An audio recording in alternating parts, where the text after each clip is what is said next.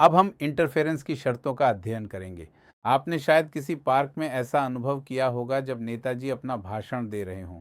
उस पार्क या मैदान में कुछ ऐसे बिंदु होते हैं जहां आप देखेंगे कि आवाज़ थोड़ी धीमी होती है और उन बिंदुओं के पास ही कुछ ऐसे स्थान मिलेंगे जहां आवाज़ अधिक तीव्र या ज़्यादा तेज सुनाई देती है।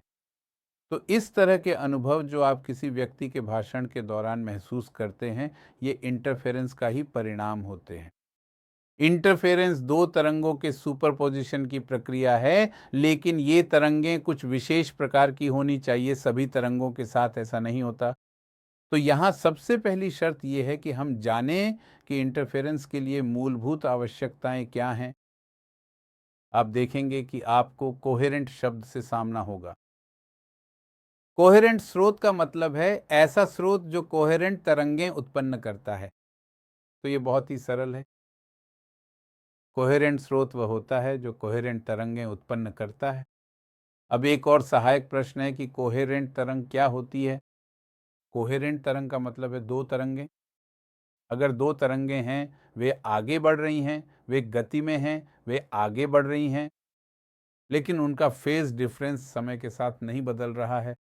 आप कह सकते हैं कि अगर दो तरंगों के बीच फेज डिफरेंस स्थिर है तो आप उन्हें कोहेरेंट तरंगें कहेंगे।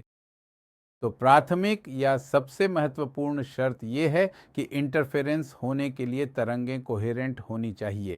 इसका मतलब यह है कि उनके बीच फेज डिफरेंस हो सकता है, लेकिन वह फेज डिफरेंस स्थिर होना चाहिए। इसका मतलब यह है कि वह समय के साथ नहीं बदलना चाहिए।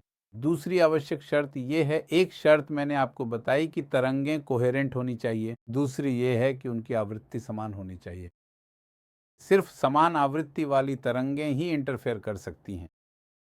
असल में हम यहाँ जिस चीज़ का अध्ययन कर रहे हैं वह है अंतरिक्ष में इंटरफेरेंस।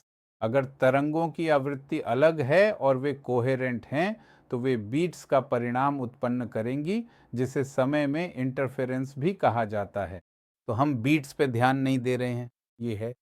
अभी जो हम पढ़ रहे हैं वह है अंतरिक्ष में इंटरफेरेंस, या इसे केवल इंटरफेरेंस भी कहा जाता है। आपने दो शर्तें नोट की होंगी। एक ये कि तरंगें कोहेरेंट होनी चाहिए, दूसरी यह कि उनकी आवृत्ति समान होनी चाहिए, और अंत में उनकी एम्पलीट्यूड समान या लगभग समान होनी चाहिए। देखिए, ये आवश्यक नहीं है कि एम्पलीट्यूड समान हो, हम इसे बाद में पढ़ेंगे, लेकिन मैं इसे फिर से दोहराऊंगा। अगर दोनों तरंगों की एम्पलीट्यूड समान है तो इंटरफेरेंस काफ़ी उल्लेखनीय और विशिष्ट होगा। इसे आसानी से पढ़ा और देखा जा सकता है। अगर एम्पलीट्यूड में थोड़ा अंतर है या वे अलग हैं तो उस स्थिति में जो इंटरफेरेंस पैटर्न आप देखेंगे वह इतना उल्लेखनीय नहीं होगा। तो आप कह सकते हैं कि बेहतर इंटरफेरेंस के लिए एम्पलीट्यूड समान या लगभग समान होनी चाहिए, अन्यथा यह आवश्यक शर्त नहीं होगी। आवश्यक शर्तें केवल दो हैं, वे कोहेरेंट होनी चाहिए और उनकी आवृत्ति समान होनी चाहिए। अब हम इंटरफेरेंस की इस प्रक्रिया को कैसे वर्गीकृत करते हैं। ये दो प्रकार की होती है। एक को रचनात्मक इंटरफेरेंस, कंस्ट्रक्टिव इंटरफेरेंस कहा जाता है, दूसरे को विध्वंसात्मक इंटरफेरेंस, डिस्ट्रक्टिव इंटरफेरेंस कहा जाता है। देखिए, गणितीय रूप से हम इसे सिद्ध करेंगे, लेकिन अभी के लिए आपको यह जानना चाहिए कि जब दो तरंगें इस तरह टकराती हैं और वे एक ही फेज में होती हैं तो परिणामी प्रभाव काफ़ी उल्लेखनीय होता है। आयाम बहुत अधिक बढ़ जाएगा, तीव्रता भी। तो यह अधिकतम तीव्रता का क्षेत्र होगा, या आप कह सकते हैं अधिकतम आयाम का क्षेत्र। इसी तरह यदि तरंगें एक दूसरे पर विपरीत फेज में आरोपित हो रही हैं तो स्पष्ट है कि परिणामी आयाम बहुत छोटा होगा। यदि उनकी आयाम समान है तो यह लगभग शून्य हो जाएगा। तो विध्वंसात्मक इंटरफेरेंस का सीधा अर्थ है कि उस बिंदु पर तीव्रता काफ़ी कम हो गई है। आप कह सकते हैं कि यह ऊर्जा का पुनर्वितरण है। याद रखें कि इंटरफेरेंस में, यहाँ तक कि विध्वंसात्मक इंटरफेरेंस में भी ऊर्जा का नाश नहीं होता है, ये केवल ऊर्जा का पुनर्वितरण है। आपको इस बात पर जोर देना चाहिए कि इंटरफेरेंस में ऊर्जा का संरक्षण पूरी तरह से लागू होता है।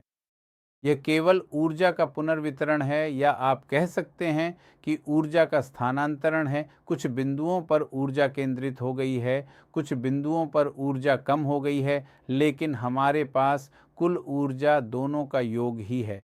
ध्वनि में रचनात्मक और विध्वंसात्मक इंटरफेरेंस की पूरी व्याख्या के बाद हमारे पास दो उदाहरण हैं जो विशेष रूप से ध्वनि में रचनात्मक और विध्वंसात्मक इंटरफेरेंस पर आधारित हैं।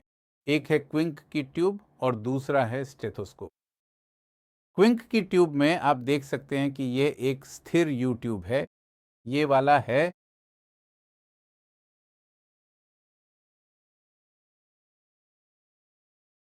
दो स्टेम्स के साथ एक स्थिर यू ट्यूब, जिनके माध्यम से इनलेट और आउटलेट संभव है। एक और यू ट्यूब है जो स्लाइडिंग की स्थिति में है। ये चलायमान यू ट्यूब है। जब कोई तरंग यहाँ से प्रवेश करती है तो उसके पास दो रास्ते, दो विकल्प, दो मार्ग होते हैं। एक रास्ता इस दिशा में है, दूसरा रास्ता दाईं ओर है। अब दोनों ओर से जब तरंगें फिर से आकर एक दूसरे पर अध्यारोपित होती हैं तो अंतिम परिणाम उनके बीच के पथ अंतर पर निर्भर करेगा।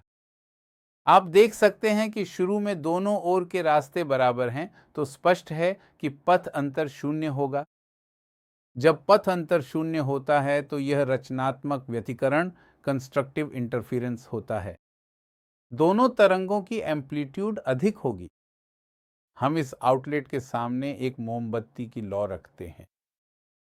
अगर यह रचनात्मक व्यतिकरण है तो आप देखेंगे कि लौ हिल जाएगी। अब अगर आप इसे λ/4 से शिफ्ट कर दें, दोनों ओर अतिरिक्त पथ λ/4 से जुड़ जाएगा, तो उत्पन्न पथ अंतर λ/2 होगा। जब पथ अंतर λ/2 होता है तो यह विनाशकारी व्यतिकरण, डिस्ट्रक्टिव इंटरफेरेंस बन जाता है। अब परिणामी एम्पलीट्यूड क्या होगी? यहाँ व्यतिकरण लगभग शून्य होगा, तो ऐसे में लौ बिना हिले रहेगी। इस लौ की दो बिना हिली हुई स्थितियों के बीच जो शिफ्टिंग की गई है वह दो लगातार बिना हिली हुई लौ के बराबर है, यानी दो लगातार विनाशकारी व्यतिकरण के बराबर है। तो उनके बीच वह शिफ्टिंग लैम्ब्डा के बराबर होनी चाहिए। तो इस मान की गणना करके जितना हमने शिफ्ट किया है, हम लैम्ब्डा का मान निकाल सकते हैं। और एक बार जब आपको लैम्ब्डा का मान पता चल जाए तो आप फ्रीक्वेंसी या वेग जो भी चाहिए निकाल सकते हैं। एक ज्ञात हो तो दूसरा आप निकाल सकते हैं। इसे ही हम क्विंक्स ट्यूब कहते हैं।